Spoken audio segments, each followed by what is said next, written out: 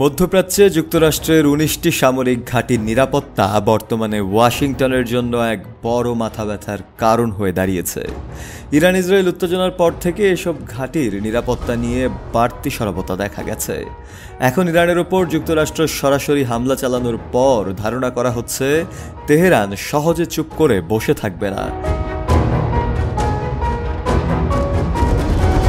ইতিমধ্যে ইরান হুঁশিয়ারি উচ্চারণ করেছে মধ্যপ্রাচ্যে অবস্থানরত প্রায় ৪,০০০ মার্কিন সেনা এবং তাদের সামরিক ঘাঁটিগুলো তাদের আক্রমণের আওতায় রয়েছে। সিরিয়া থেকে শুরু করে ইরাক, কাতার, ওমান, বাহরাইন, কুয়েত এবং সংযুক্ত আরব আমিরাত পর্যন্ত বিস্তৃত মার্কিন সামরিক উপস্থিতি এই অঞ্চলে এক ধরনের সামরিক জাল বিস্তার করেছে।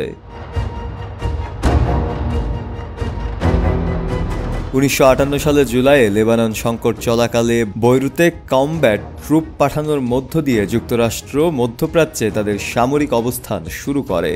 পরবর্তীতে একে একে ১৯টি স্থানে তারা ঘাঁটি স্থাপন করে। কাউন্সিল অন ফরেন রিলেশনসের তথ্য অনুযায়ী ২০২৫ সালের মাঝামাঝি সময়ে এ অঞ্চলে মোতায়েনকৃত মার্কিন সেনার সংখ্যা ৪০,০০০ থেকে ৫০,০০০-এর মধ্যে অবস্থান করেছে। স্থায়ী ও অস্থায়ী এই দুই ধরনের সামরিক ঘাঁটির নেটওয়ার্কের মাধ্যমে এই কার্যক্রম চালানো হচ্ছে।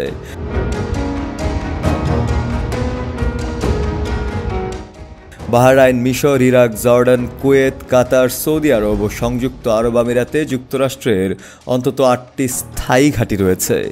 ইরানের পারমাণবিক স্থাপনায় মার্কিন হামলার ঘটনার পর এসব ঘাঁটি এবং সেখানে থাকা সেনাদের নিরাপত্তা এখন আলোচনার কেন্দ্র হয়ে উঠেছে।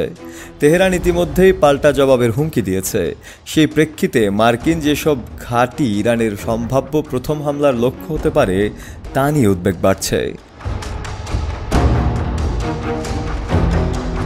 মধ্যপ্রাচ্যের যুক্তরাষ্ট্রের সবচেয়ে বড় ঘাঁটি কাতারের আল উদেই বিমান ঘাঁটি, যা মার্কিন সেন্ট্রাল কমান্ডের হেডকোয়ার্টার হিসেবেও কাজ করে। বিশ্লেষকদের মতে এখানে অবস্থানরত প্রায় ১০,০০০ সেনার কারণে এটি ইরানের অন্যতম মূল টার্গেট হতে পারে। বাহরাইনে অবস্থিত নেভাল সাপোর্ট অ্যাক্টিভিটি, যেখানে মার্কিন নেভির 5th ফ্লিট মোতায়েন করা হয়েছে, সেটিও ইরানের টার্গেটে পড়তে পারে, কারণ এটি যুদ্ধজাহাজ ও বিমান নিরাপত্তার একটি গুরুত্বপূর্ণ ঘাঁটি। শফি আল মাওলা, কালের কণ্ঠ।